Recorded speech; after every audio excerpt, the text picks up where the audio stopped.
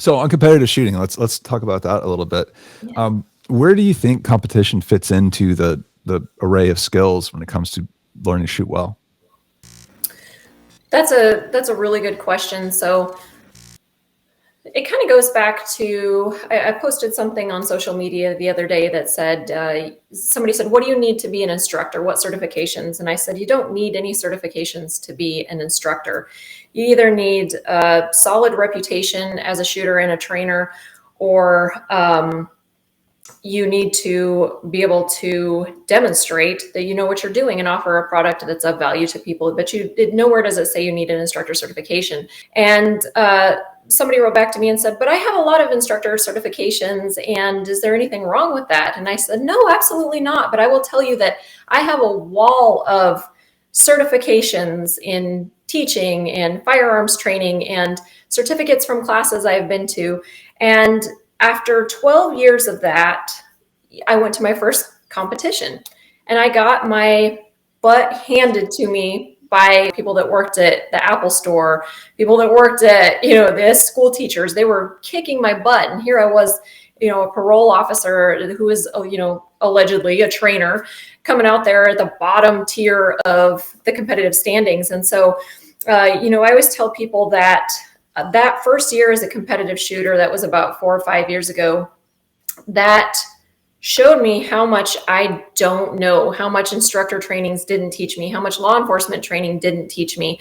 And I feel like competitive shooting was really kind of the mirror where I was able to look at myself as a shooter and go, wow, you have a ton to improve upon. But it also gave me a model. So I was looking at all these other competitive shooters and I'm like, I want to be like them. They got there somehow. How did they get there? And so they would help me. They'd help other shooters.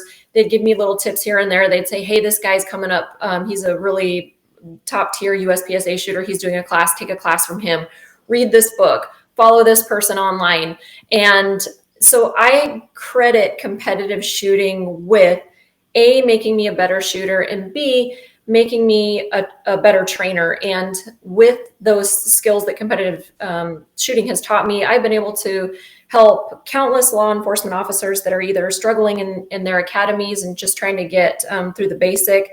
I've been able to help competitive shooters who've ended up, starting with me and then moving on to beat me and outperform me, which is great. But I've really been able to, I think, shoot in a way, and I post all these videos online. We post all these fast shooting videos and everybody's like, oh, that's your best run. Well, heck yes, it is my best run. And I posted it so that somebody can look at it and go, wow, there is a woman who's pretty small. She's only 5'1". She doesn't have night vision goggles, and she doesn't have a ballistic vest on, and she doesn't look like, the tactical guys that are over here or the competitive shooting guys that are over here with their jerseys and they're just doing awesome and running around with these open guns. She looks like me. She's wearing civilian clothes and she's out there making shooting an AR, making a pistol look awesome. I want to be like her. Social learning theory, right? We want to role model and become things that we look up to and people we think are cool. So I just wanted to be that role model where like the average civilian would look at it and go, I'm going to go buy a gun and do what she does. Mm-hmm. I think that's such a worthy goal too. Like that's honestly where I come from too, is in this world where everybody's like, you need to be wearing multicam, all the things, and you need your Cry bump helmet or Cry ballistic helmet and plate carriers. And it's like, you don't need all of that to get started and have fun. Yeah. And learn the basics. Like there's a whole nother world besides that.